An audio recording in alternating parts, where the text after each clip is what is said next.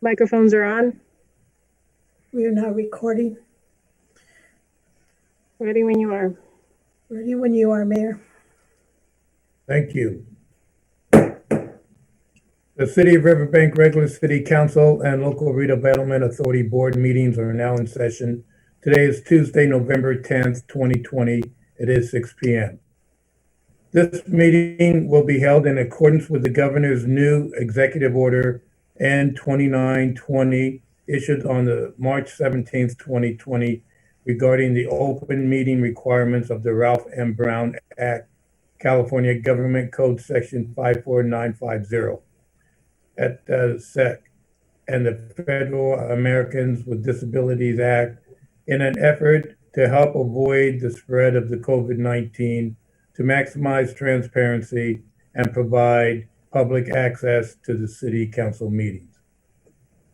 Everyone, please place your hand over your heart. Councilmember Fossey, would you lead us in the pledge? Allegiance to the flag of the United States of America and to the republic for which it stands, one nation, under God, indivisible, with liberty and justice for all. Thank you. Roll call, please. Council Authority Member District 2, Cindy Fossey. Here. Council Authority Member District 3, Cal Campbell. Here. Council Authority Member District 4, Darlene Barber Martinez. Here. Vice Mayor Chair Luis Uribe. Here. Mayor Chair Richard D. O'Brien. Here. There will be no changes to the agenda. Any council or authority member or staff who has a direct conflict of interest on any scheduled agenda items to be considered is to declare their conflict at this time. Hearing no conflicts, we'll go off to section item 2, public comments. At this time, members of the public may comment on any item not appearing on the agenda and within the subject matter jurisdiction of the City Council LRA Board. Individual comments will be limited to the maximum of 3 minutes. Under state laws, matters presented during the public comment period cannot be discussed or acted upon. If you would like to join us to make comments now or on any business item that we are about to consider, please refer to the last page of this agenda for the comment procedures. Annabelle, are there any public comments?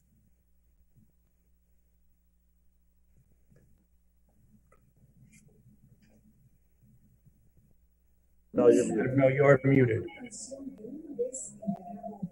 Sorry. Maria, can you hear us? That's me? Yes. Oh, yes.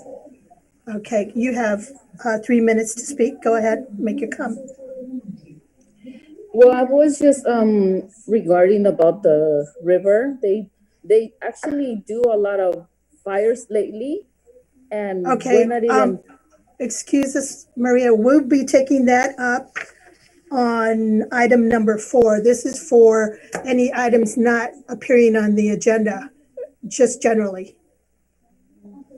Okay. Oh, well, there's a lot of homeless people that go to the river. They just throw their garbage everywhere, and also people from other places. They don't.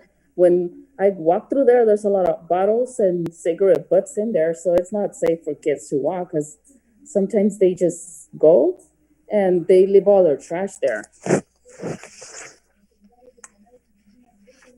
We'll consider that when we talk about item 4.1. Do you have any other additional comments? Well, not at this moment that I can think of. Okay, well, thank you for your input. Annabelle, do we have any other public comments? There are no other public comments. Okay, thank you very much. And Maria, thank you. We will be taking up that topic in the next item after the consent calendar. We'll move on to item 3, which consists of item 3A, waive readings, and item 3B, approval of the August 25th, 2020 City Council and Local Redevelopment Authority Board minutes. Is there anyone wishing to pull any item or comment? Is there a motion to approve the consent calendar items as presented? Councilmember Darlene Barber Martinez, I make a motion to approve the consent calendar. Fossey, I will second. We have a motion to approve the consent calendar as stated by Councilmember Darlene Barber Martinez and a second by Councilmember Sidney Fossey. Roll call, please.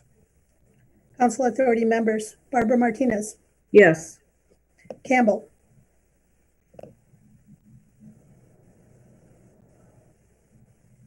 Cal, Yes. thank you. Fossey, Yes. Vice Mayor Chair Uribe, Yes. Mayor Chair O'Brien. Yes. Motion passes 5-0.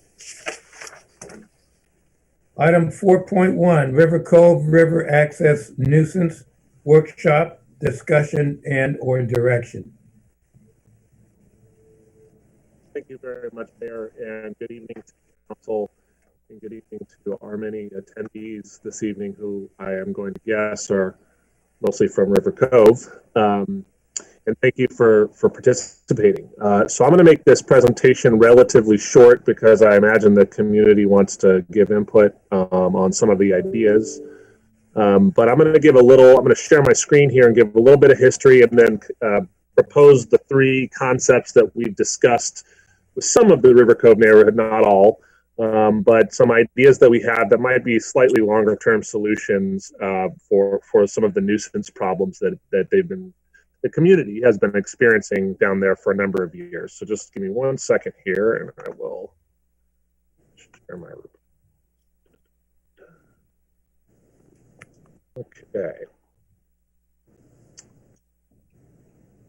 Okay, so you should all be able to see this, when you folks at home. So real quickly, some history regarding this whole situation. We've done quite a bit of research on this, and we have some staff that have worked here a very long time. And in fact, we've talked to some previous electeds that remember some of the concerns about overcrowding and nuisance type behavior down at River Cove, dating back in some cases to over 20 years ago. So this is not a new problem. It's something that has been plaguing the area for a long time. We've had ebbs and flows of it, and I'll talk a little bit about that later. There have been some seasons that have been much worse than others.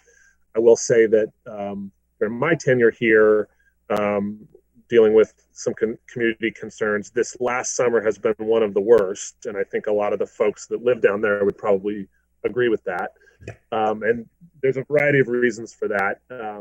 The nuisance issues that are most prevalent down there, as you heard from the lady that spoke during public comment, are trash, illegal activity, vandalism, parking congestion, and just general overcrowding of the area. On a very, very busy holiday weekend or hot summer weekend, it's not uncommon to see parking along River Cove Drive completely impacted the whole way down, depending on the level of the river mostly.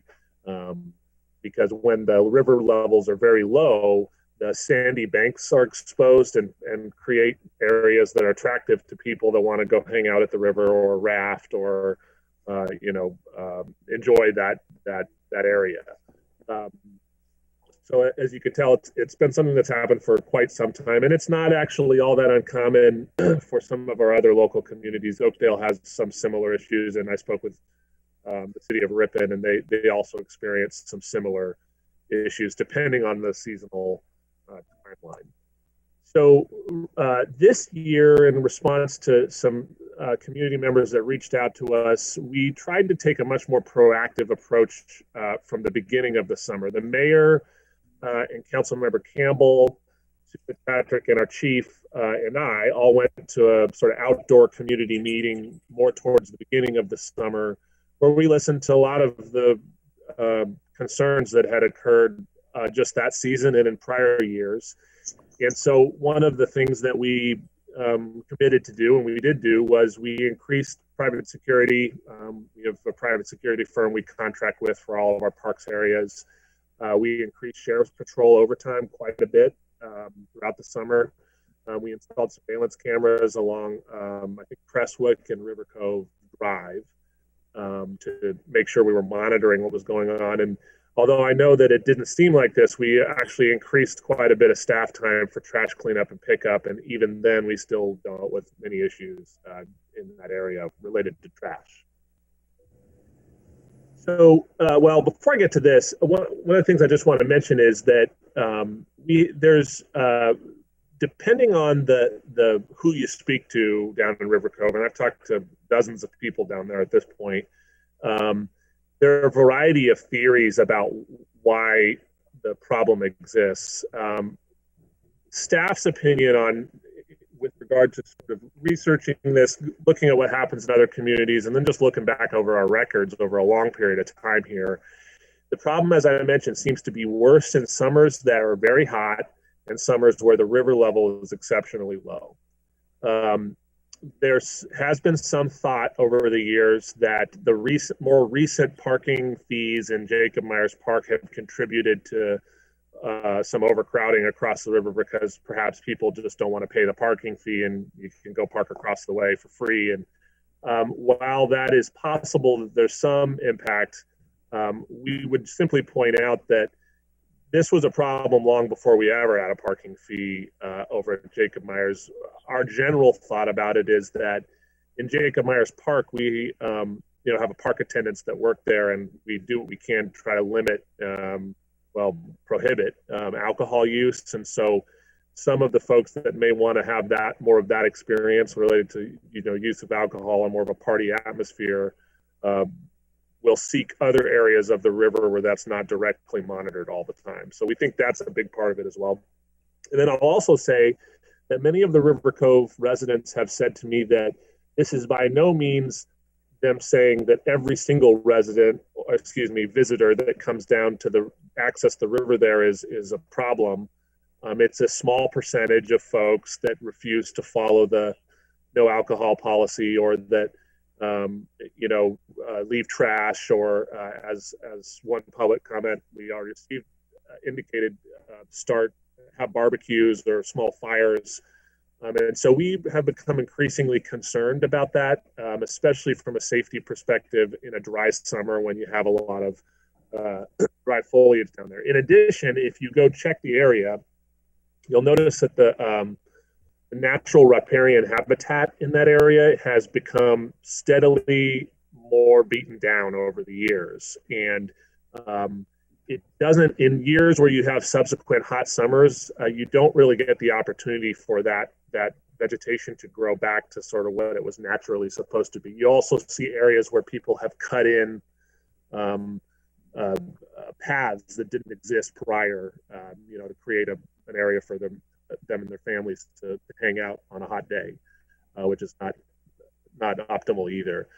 We also do from time to time have homeless issues along the river, as most areas along the river do, though it seems to me that the majority of the issues we receive during the summer are from people visiting and using that river access. And I'm going to leave it to the neighbors to share with you the different nuisances, but needless to say, they've experienced just about everything you can imagine. Folks drinking too much and driving out of their neighborhood, folks using their hose in the front yard to wash down their float devices, leaving trash in people's front yards, you name it. So this summer, we actually did quite a bit of enforcement. There were a number of, I think more than a couple arrests out there. There were many citations issued for mostly alcohol violations, and we had to kick out quite a few people. We didn't see that really change the behavior, though. It's just continue with new people week in and week out.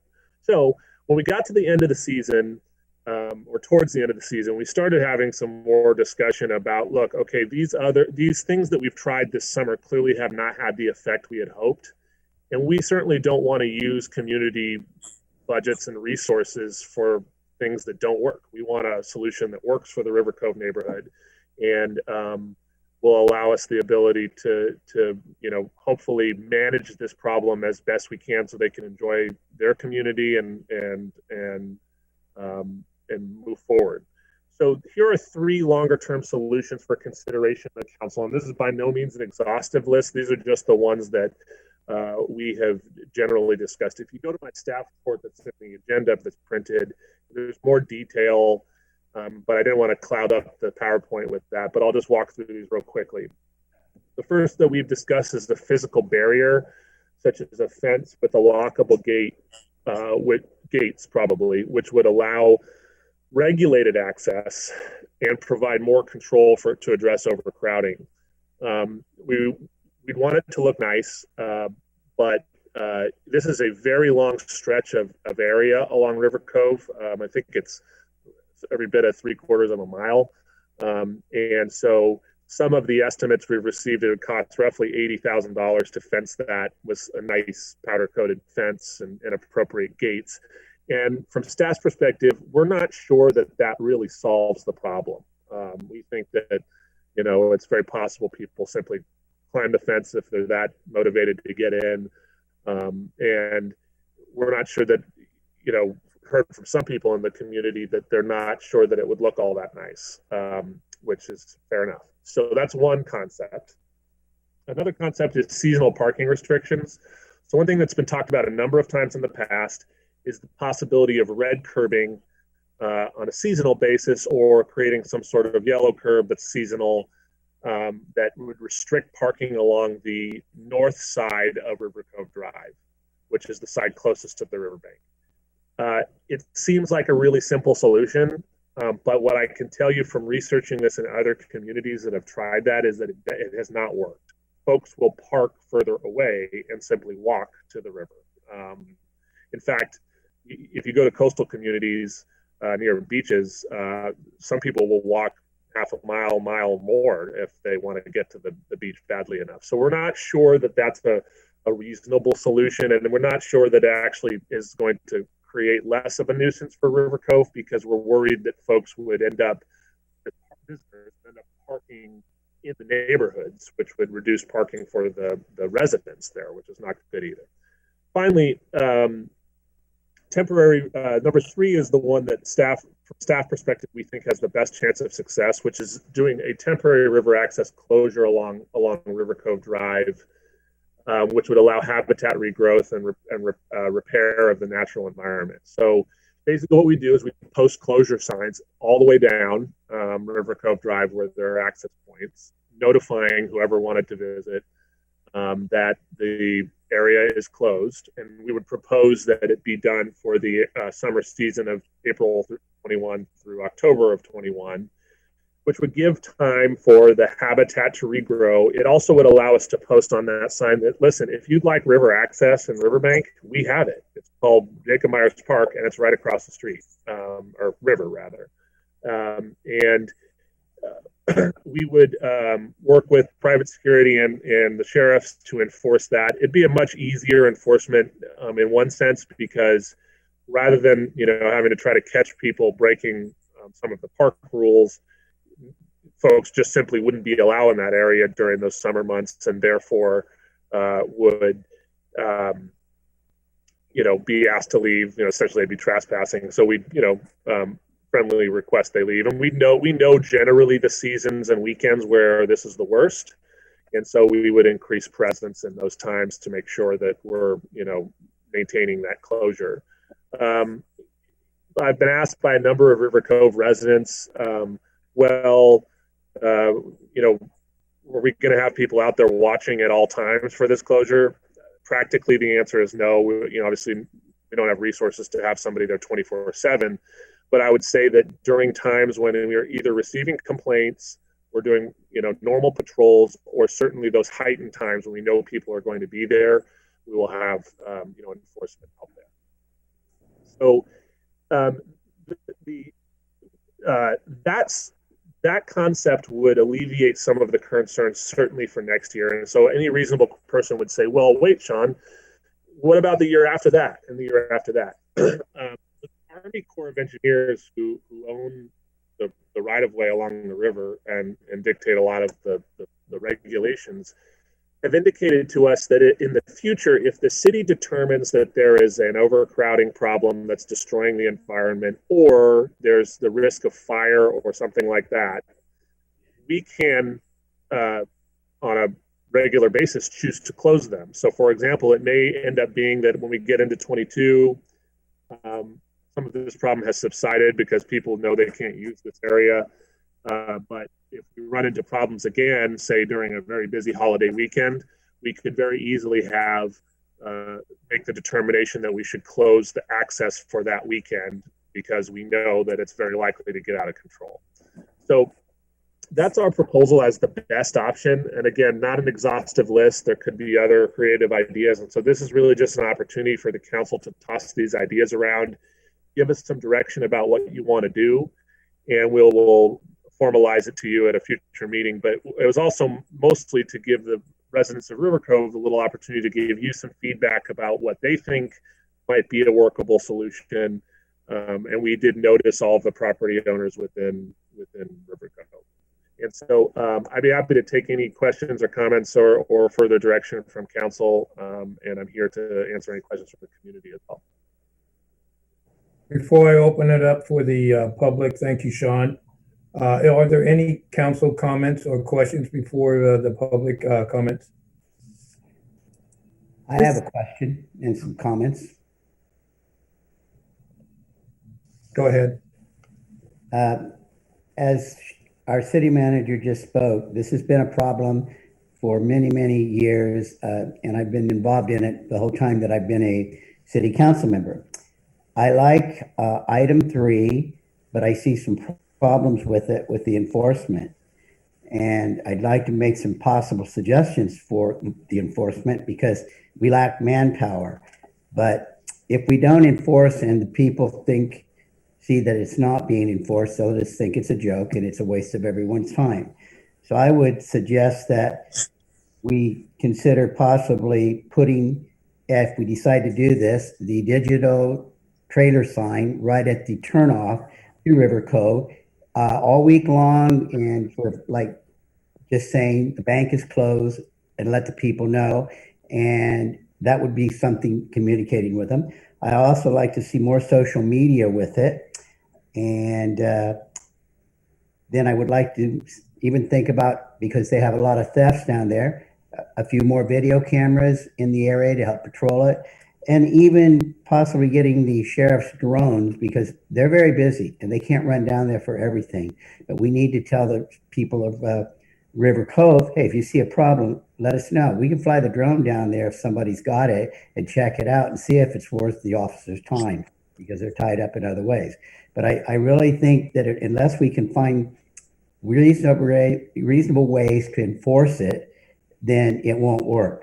So those are just some of the suggestions that I would like to see. Also, with the homeless, I know that can be a year-round problem, and they hide very well down there, but we need to enforce it with them also and find them other places to be so that they aren't making the park area, that bank area, look worse. Thank you. Councilmember Darlene Barber Martinez. I'd also like option number 3. And I think that we should also, if we go with this option, put that the closure, we should put it on our website so that people are aware when they take a look at our website. We have our beautiful electric signs, 2 of them, that we can put that information on there too. And then I had a question on the curb. If we put the red paint down which says you can't park here, it would be permanent, correct? Yeah, I mean, if we were going to do a regulated parking, what we probably would do is not red curb it. We would post parking signs that are kind of seasonal, and so people are aware. We probably would use barricades of some kind, that people are aware that, during X number of months, you can't park on this side of the street, by order of the city council. Okay, I just feel for the people of River Cove, because those residents, they, have the right to enjoy their park. It's close to their home and the river, access and all. And I know that for a lot, that was the reason why that they chose that side of town and, bought their homes there. So I just, I feel bad for them, but I hope that we can come up with a solution that will be benefiting to everyone. Thank you. Vice Mayor Uribe here. I'll make a comment about the homelessness issue. When I went out for the pit count, we actually saw the side of the embankment there it was dug out, it was caved in, a lot of man-made trails throughout the entire area there. So that it is a real issue. For the physical barrier, I don't see how that's going to be a permanent solution with the lockable gates. I do think if they're going over there to party, if they're going there to drink, they're going to find ways to do that. The red curbing, I also think I've seen it in other cities. They're going to park wherever they'll go into the residential area. They'll take up other parking in other areas just to get down there. They'll make the way down there. So the only one I'm leaning towards right now, and I do like Cal's idea there for option 3. So that's where I'm leaning right now.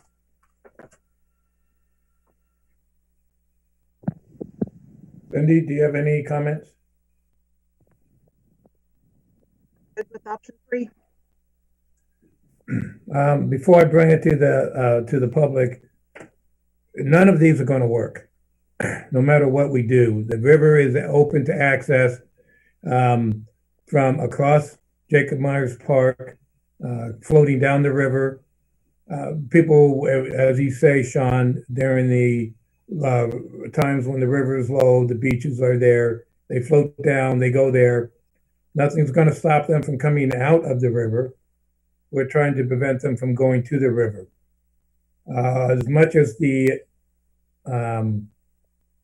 Army Corps is allowing us to do riparian repair, which I think is a smart idea no matter what, and have minimal access, trying to control it from all access points, unless you're willing to put in a lot of resources on the river as well as on the shore.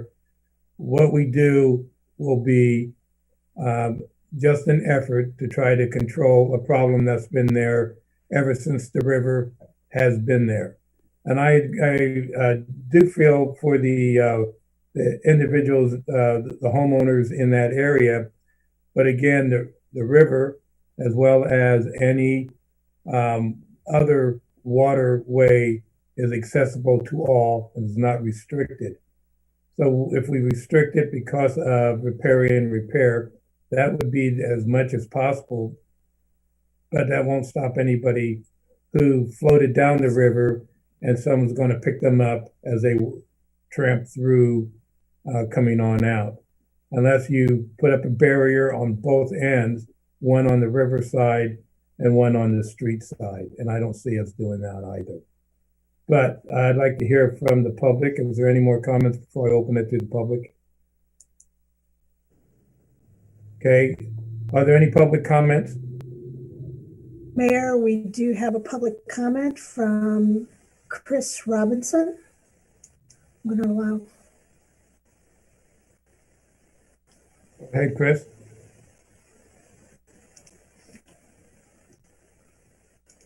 I'm trying to allow it, Sunny promoting. Just a moment. I don't know why. We have all night. And as we're considering his comments, he made comments earlier. Those are germane for this discussion.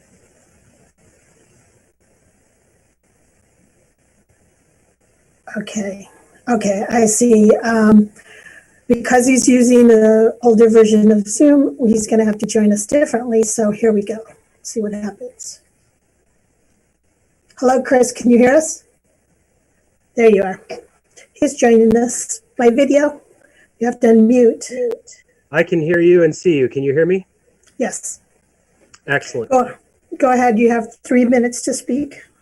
Okay, I'll try and keep it to that as quickly as I can. First of all, I want to thank everybody for taking this issue seriously. It is something near and dear to my heart and other residents in River Cove. And I want to speak directly to the concerns of the mayor and also Councilman Campbell. We know that it may not work. Personally, I think option 3 has the most promise, and it's also the lowest impact. We're not painting anything. We're not buying an $80,000 fence. But what I honestly believe, and from talking with some other neighbors, we think that just breaking the cycle for a season and getting the message out that this is a neighborhood, it's not Burning Man, I think this riparian habitat restoration project has the most opportunity out of all the options to possibly break the chain of this party mentality that people have. I love when people come down here and enjoy the river. It's been here a lot longer than any of us. It's been here a lot longer than this neighborhood, and everyone should have access to it. And nobody here in the neighborhood, down to the man, wants to deny anyone access to the river who's using it respectfully and understanding that it is a neighborhood. But at the same time, although the problem has been here a number of years, I can personally attest to the fact that 2019 and 2020 have been banner years for abuse of the river and the neighborhood. So it's just my belief that we need to try something. And I know the mayor thinks it's not going to work, but I think it can if we work on enforcement. And speaking to Councilman Campbell's concern about enforcement, I actually believe that the neighbors down here will band together and help with enforcement. You know, if we start seeing a bunch of people unloading kegs of beer, that's when we call it in. You've got eyes on the ground. We're all looking out for this neighborhood. We want things to go in the right direction. We're going to help you with that. I like the idea of social media, flyers, the signs, the mobile sign. I love all of that. So that's all I'm here to say is I believe that 2021 is our opportunity to break the cycle of people mistaking a neighborhood for an amusement park. And if we can kind of cause people to pause and reflect on what this river is actually for, maybe we can get the proper behavior going in the future and we won't have to have such draconian restrictions. But until people understand that this isn't the Black Rock Desert and we can't be unloading Bluetooth speakers and 30 racks of natural ice every weekend, something's got to happen. And I honestly believe that option 3 is our best bet at breaking that cycle. Thank you. Are there any further comments before I bring it back to the council? Thank you, Chris. There is, we have Elaine Alkus. I'm going to allow Elaine to talk now. Elaine, go ahead. Hi there. Thank you for hearing me. I also support option 3. We live in the neighborhood, but on Briarcliff, a little farther away, but I really feel for my neighbors on that street. But I would like to also add that I didn't see on there an option for parking permits. I don't think parking permits is the way to go right now, but maybe after the closure, after it opens up again, a system of parking permits that would, allow as many as needed for any of the residents as well as those for our guests. I think that might be an option for 2022. And that's all. Elaine. Annabelle? There are no more people wishing to speak. All right, thank you. I'll bring it back to the council for any further consideration. I'm not saying that we should not try to resolve the issue. And I do believe that the fourth option is one that should be attempted, but there are a lot of people who, again, have no consideration for signs as well as anyone else's feelings. You can see it in the way people drive as well as the way people just treat others. I would like to see it resolved where people have respect for the river as well as the neighborhood. The riparian repair may not be completed during this time. There's extensive damage. Maria first started talking. Chris, I know you've been down there and you can see that there is a lot of damage and may not be done during this period of time. It may take much longer than that. And if we do go that route, it affects everyone, even in the neighborhood. So if we go to option 4, which I'm sure we will, we need to set some metrics and goals. What do we consider a reasonable repair along the river access, and who's going to make that determination? Because I'm not qualified to do it. But I see a lot of trampled down vegetation. Does that mean it's destroyed? But we have to have an arborist, we have to have someone from the Army Corps or from the U.S.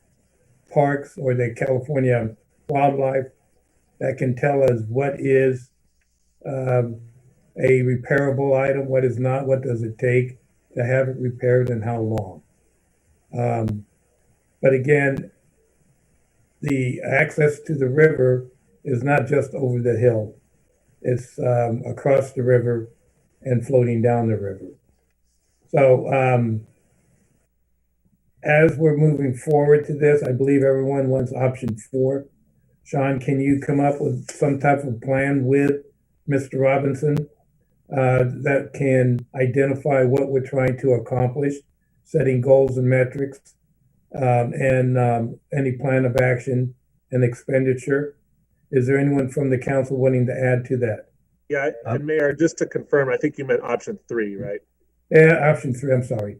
Okay. Vice Mayor Uribe here. That's what I was going to clarify here. And I think, Mayor, I think you're right. I think it's going to take multiple cycles. I don't think 2021 is going to fix everything. We've seen the man-made trails. I don't think one cycle. So I think I am ready to make a motion for number 3, but I'm also ready to, I understand that this could be more than just one cycle. So I don't know if there's any other comments from council, but I'll make a motion for to approve item 4.1, option 3. I have a comment. Go ahead.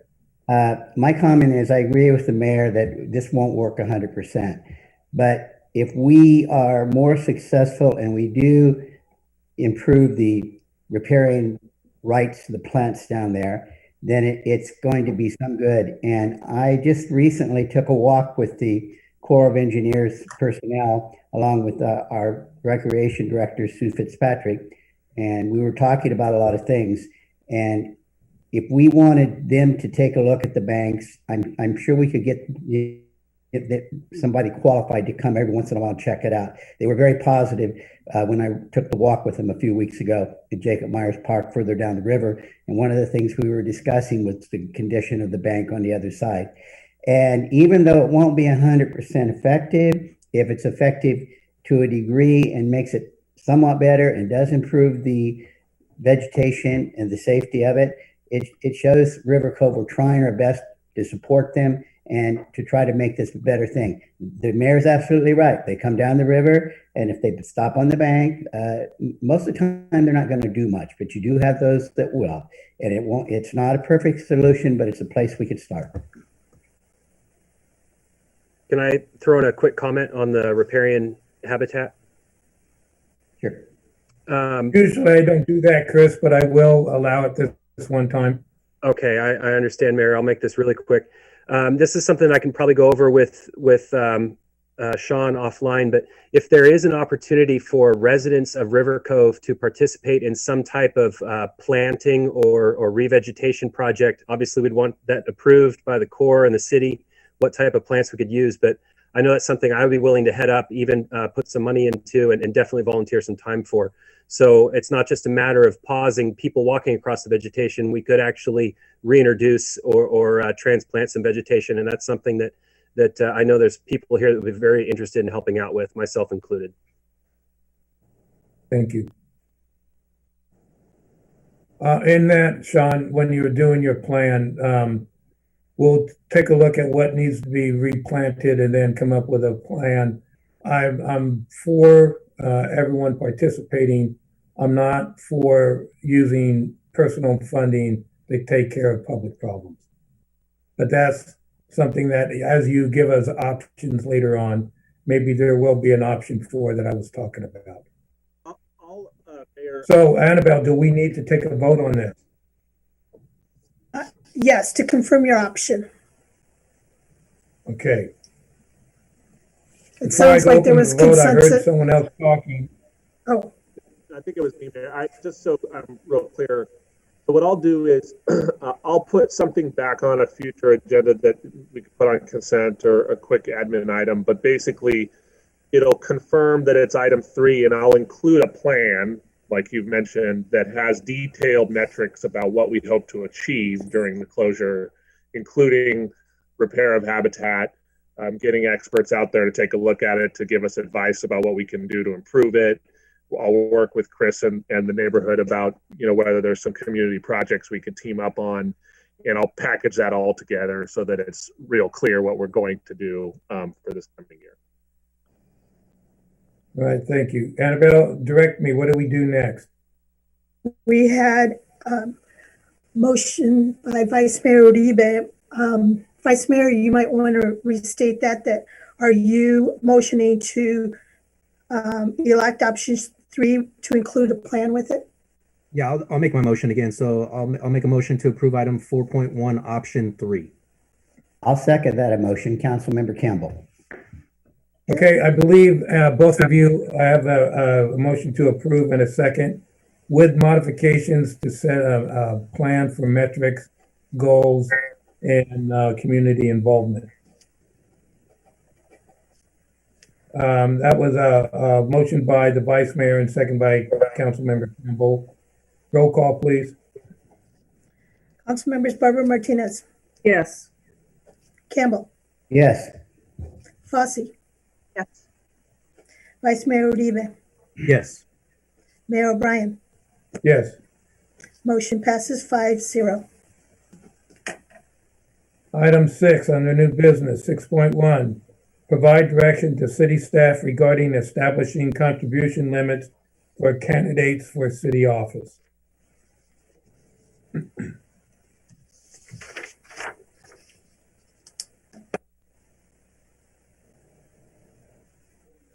Tom, is that you? Yeah, it's Tom. I'm prepared to give the report unless you want to give it. I'm down to my phone for both, so I'm available for any questions. Okay, I'll just run through it quickly, and then Tom can talk to the finer points. I'm gonna the candidates running for office in the city of Riverbank are not subject to contribution limits.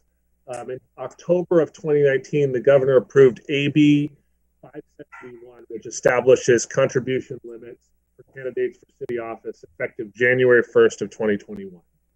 Under that law, candidates for city office, and this is statewide, and I'll get to the nuance here in a moment, will be subject to a $4,700 contribution limit from a single source per election. And then the FPPC will periodically adjust this limit to account for inflation as things get more expensive. These are the default limits established under that legislation. The law also allows the city, any city, to establish its own contribution limits that differ from the base ones of AB 571. So the analysis of this is essentially that it comes down to really two issues. The first issue is the first option rather is if the city does nothing, we simply fall into the general provisions of AB 571. You have your $4,700 limit per source. The FPPC will investigate any violations of that may occur, and that's sort of what they're built to do, and we will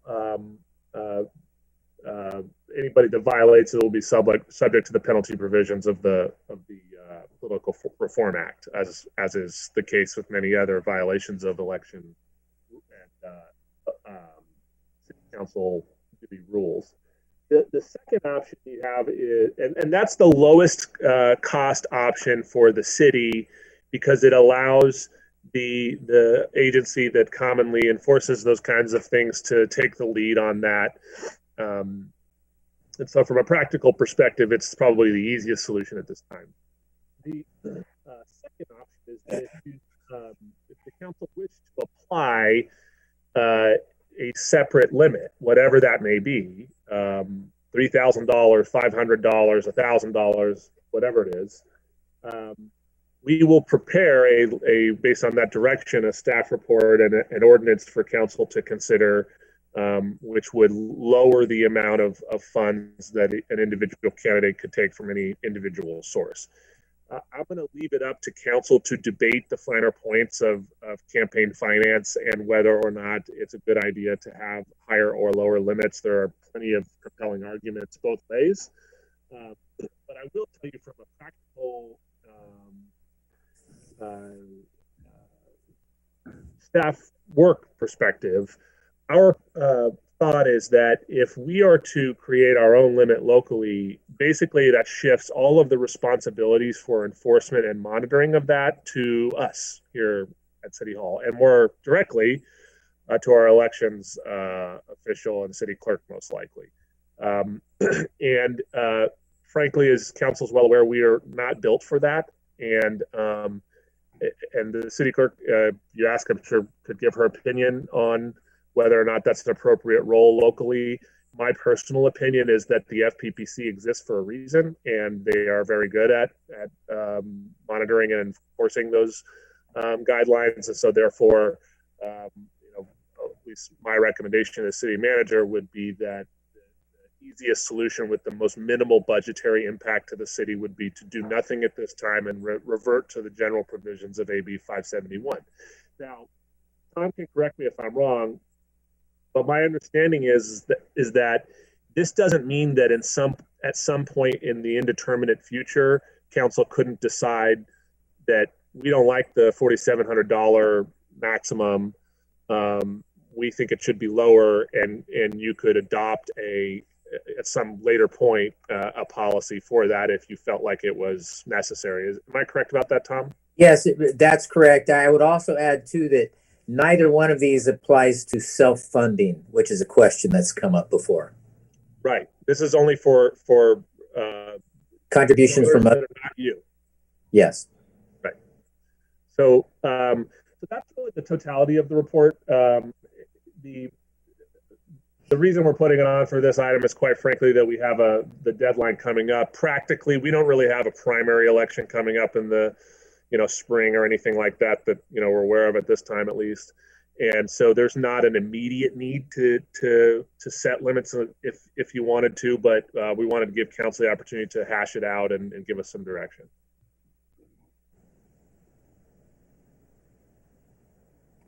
Councilmember Campbell, I think that $4,700 is a reasonable fee to stop it at.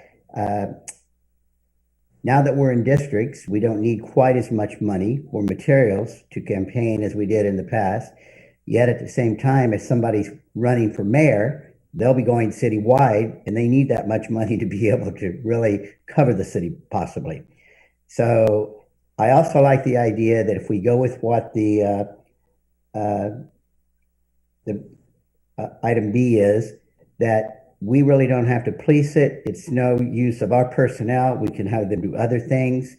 And if you can make the $4,700 and need to do that, then go for it. But if you can do a campaign with this less than that, because my last campaign, I only spent $700. So it can be up to each individual, but that would be the limit to keep it reasonable. Any other comments? Councilmember Darlene Barbara Martinez. I like option number 2. I don't think we should be doing anything at all. We're not in the business of trying to change what's already been set. I think we should just follow state law. Councilmember Fossey, I agree with Darlene. I think let them regulate it.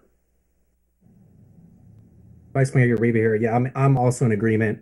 I don't see it as an issue. I also agree. I think the $4,700 is pretty massive for a district, but seeing as it could create some staffing issues, I'm kind of curious if some of the other cities with the same population that do have these limits. I wonder if that's kind of affecting something else within the department. And I understand that limits do encourage the outreach, but I don't see that as an issue here in the city of Riverbank. So I do like that the agencies are already set up for this, and this we can revisit in a year or two down the road. So I am also in favor of option 2. Before I bring it out to the public, I'm also in favor of option 2, only because we don't want to buy additional staff to take this unfunded mandate from the state. I do believe that the state should regulate the state and let the cities regulate themselves.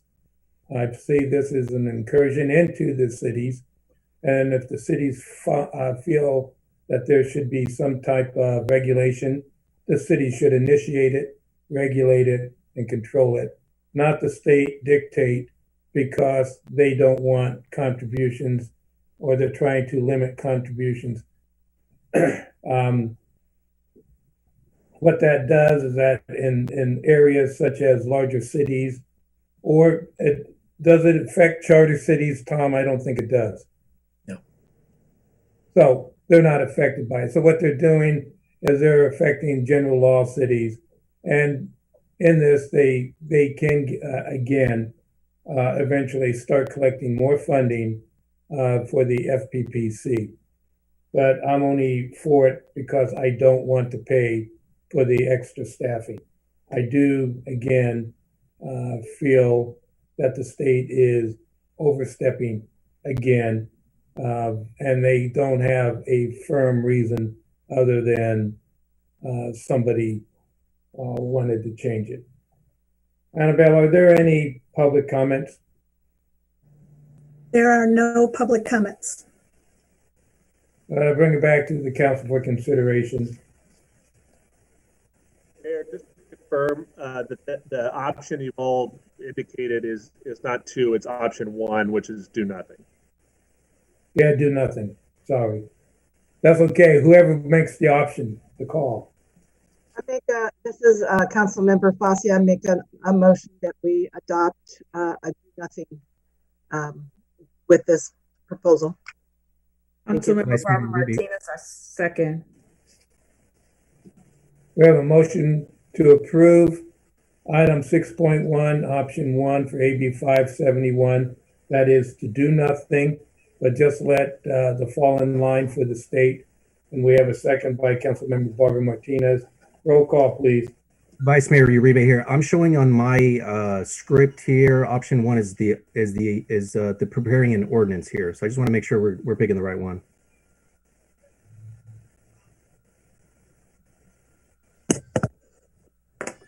Councilmember, Item 6.1. Vice Mayor, there's a bit of a discrepancy under the recommendation. The do nothing is option 2. You're correct. But under the alternatives, it is option 1. Thank you. So perhaps we should state it as do nothing and accept the contribution limits established by AB 571. Thank you. I did that. And my motion to do nothing under AB 571. Right, and I mentioned that for both Councilmember Fossey and Councilmember Barbara Martinez. It was the do nothing option.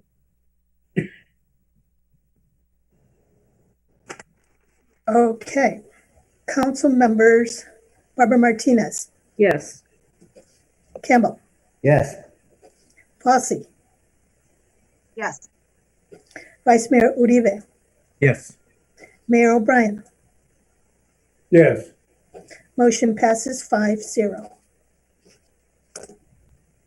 Item 6.2, a resolution authorizing an amendment of the Public Benefit Fund expenditure policy. Mayor Sella? Yeah, this is going to go to Mayor. I'm going to share my screen really quick and go through a really quick PowerPoint for you. So good evening, Mayor and council members. Tonight is an item that was already discussed at the October 13th City Council meeting. So this is merely formalizing the direction given by the City Council at that time.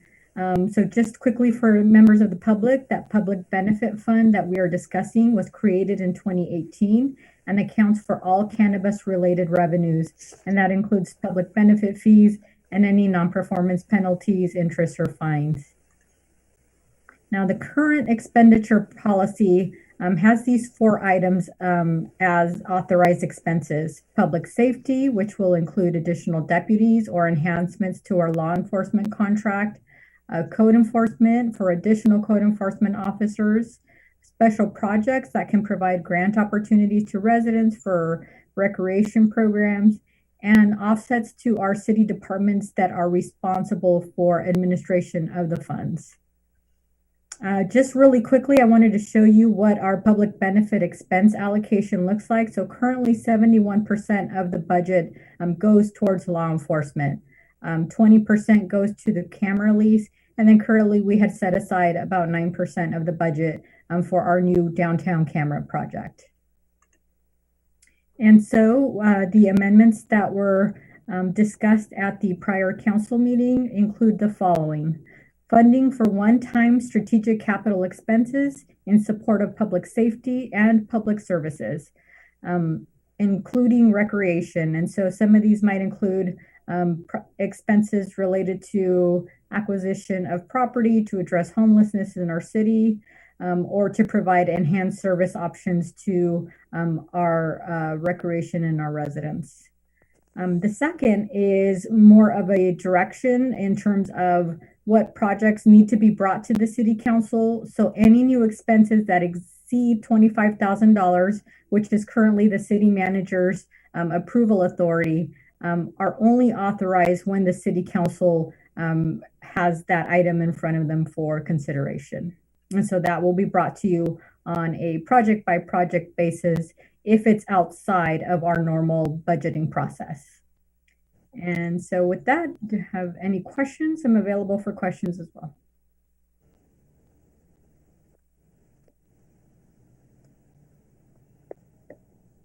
I have a Are question. there any questions from Marisol before we go to public comment? Yeah, I have a question. I was noticing some things on Facebook, and a few people made comments about, does this mean can they apply for grants with this? And I think we better correct it to let them know that this is something that the council is doing, or am I mistaken, with saying that? No, you're correct. The grants that we're discussing as part of the original are related to being able to offer grants to our lower income residents who might not have the ability to participate in our recreation programs due to lack of funds. We currently have a program such as that. Some of the funding is received from fundraisers. Some of it is through donations. And so that's strictly set aside by the recreation department in order to provide those grants to residents so that they could be able to have their children participate in some of the programs that we offer. So it's not necessarily grants for nonprofits or for outside agencies. It's for our recreation program, and residents receive the grants so that they can participate in the programs. Yeah, I wanted to clarify that because I saw some things that related to some people got the idea that they could maybe apply for a grant per se, but this is something that's still done within the council, correct? Correct. Okay.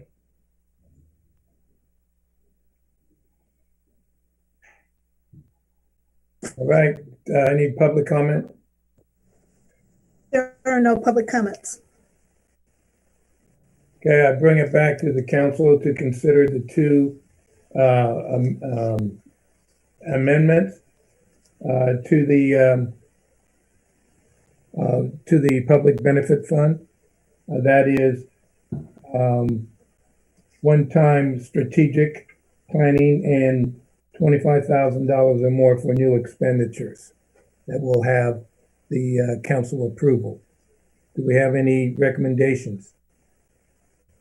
Vice Mayor Uribe here. I'll make a motion to approve item 6.2, the funding for the one-time strategic expenditures and the exceeding the 25,000 limit, authorizing new project by project basis. Councilmember Campbell, I'll second that. We have a motion to approve item 6.2 with the 2 amendments to the expenditure policy by the Vice Mayor and a second by Councilmember Campbell. Roll call, please. Council members Barbara Martinez, Yes. Campbell, Yes? Fosse, Yes. Vice Mayor Uribe, Yes.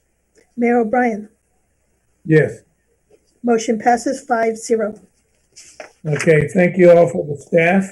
And now staff, do you have any comments, reports?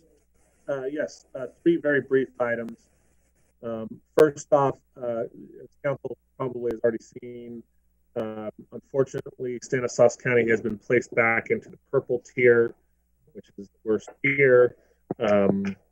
Widespread infections essentially is what it means. So there will be a number of modifications that are going to be required for our local businesses. It essentially puts us right back into the position we were in for a number of months here towards the end of the summer, when things were most difficult. So not great news, but I think we thought that there would probably, the likelihood of this happening was fairly high, just given that the flu season was coming, and we're now many months into this pandemic, and I think that there's some folks that believe that some of the ongoing tenacity for maintaining social distance and being safe has worn down a little generally, and so the county is just reminding folks that we need to remember that this is no different than a few months ago. We need to be as vigilant as possible. So we'll be reaching out to our businesses, and we still have our mask program, and we still have our enforcement mechanisms going on. And so if you see something that you think needs to be looked into, please contact us. Secondly, Norma and Maricela have done a really good job on putting together in very short order a nonprofit grant program. We're calling it the Nonprofit Support Program, which council had authorized $100,000 towards, which will provide grants to do everything from possible utility assistance, rental and mortgage assistance, and provide food to residents in need that have been affected by the pandemic. The grant program kicked off today, so please contact our office if you're a nonprofit. We've already reached out to a number of our locals that nonprofits that will be applying. And finally, when we have a large project that we complete, I like to try to highlight the staff person responsible for it. This may not be a technical project that like is a physical one, but I do think we should just recognize Annabelle, our city clerk, for helping foster through another election cycle. And she takes her responsibility along those lines very seriously. And we had, at least the reports I got back from her and a lot of the community, was that we had little to no problems that I'm aware of at our polling locations. And it sounds like, at least here in Riverbank, it went very smoothly. And so huge thanks to her. Thank you. And that's it, Sean? That's it tonight. Okay, Councilmember Campbell? I just would like to say tomorrow's Veterans Day, and if you can honor a veteran in some way, please do so. Also, there is a Toys for Tots program being put on at Casa de Rio. That's over by on the Rio Altura grounds, the Language Academy. And you can bring your toys there and drop them off at 2400 Stanislaus Avenue during the school day, and they will pick them up and distribute them from there to the needy children. Also, I think there's some troubled times coming along with the current election and with the coronavirus increasing nationwide and worldwide, and we need to walk carefully, watch our funding, because we may have a lot of other businesses all of a sudden that are going to be knocked down since we're in the purple section again, and they may need our help to survive. So everybody have a good, happy Thanksgiving. Thank you. Councilmember Fosse? I don't have any other comments. Thank you. Councilmember Barbara Martinez? Okay, Valley Improvement Projects is a local organization that does a lot of environmental justice and social justice. They work on a lot of those kinds of informational sessions, and they're having their annual forum on tomorrow, the 11th, at 4 o'clock will be the Environmental with Climate Justice for the Youth Academy. And on the 12th, at 5 will be the Law Enforcement Account and Oversight. And then on the 13th, at 5 will be tenants' rights, rent increases, and evictions during COVID-19. So they do give you a lot of information. They have panel speakers, and they also have had drinking water in Stanislaus County and San Joaquin County and community air monitoring. So they're a good organization and giving out a lot of valuable information to the community. And let's see. Okay, so for the toy drive, we're having on Saturday, November the 21st at Kohl's. There will be just bring a toy, drop it off in front of Kohl's. And then our toy giveaway will be with the Marines on Saturday, December 19th. And that will be from 12 to 4 at Cardosa. And I want to say to all veterans, we thank you for your service and happy Thanksgiving, everyone. Thank you. Thank you, Vice Mayor. Thank you, Mayor. So I also wanted to thank Annabelle. She did a lot of work for the election. I want to thank anybody that had a part in it, from the poll workers, police officers, election officials, mail carriers, and especially our voters. This election was a little intense. So, but this is how we ensure our democracy. Stay on track and count every vote. So I just wanted to thank everybody there. Thanksgiving's around the corner. Please be safe. Testing sites for COVID are still available and free. Think about your family and friends during the holidays, since we won't be coming back till December. Small Business Saturday is November 28th. So I'd like to encourage everybody, shop local, support your local businesses, especially with what's going on. And then just a quick update on the county's outreach team. They'll be back this Friday. Due to the holidays, they had to adjust the next two visits. So November 13th and December 11th will be the next two visits for that. I'll be attending two virtual roundtables held by the league. One will be on homelessness and what the cities are doing this winter. And the second will be a full legislative briefing covering all the bills signed into law. So that's how I'm ending my year, sounds like. So happy Thanksgiving to everybody. Thank you very much. Just very briefly, we've had a request to have our documents and our council meetings minutes transcribed. I believe that's a good endeavor that we should take on. And as we are providing any public forums, that we should have immediate translation as well as sign language. We should start looking at that as being part of the safety and public funding.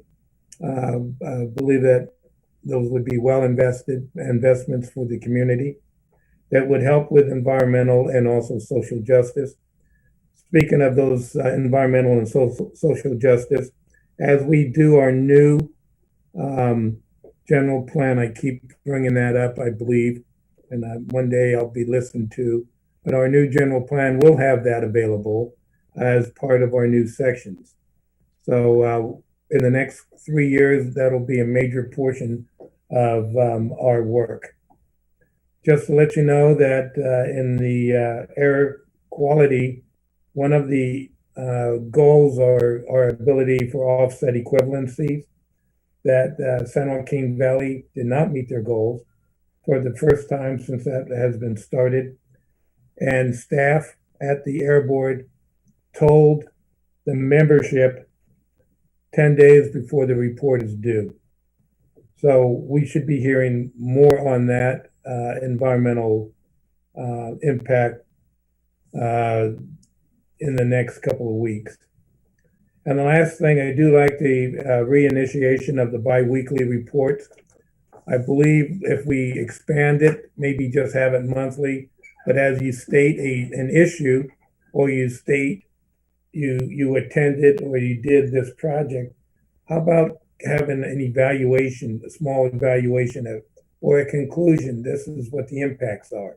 Because, for example, Kathleen Cleek went to the active transportation, and I'm not picking her out.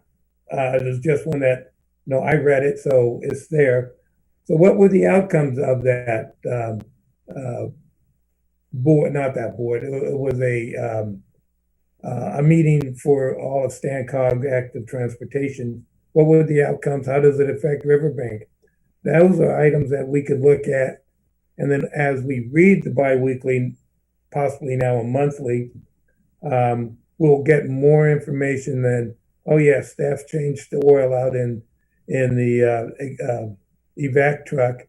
How are we doing on the evac truck or something else?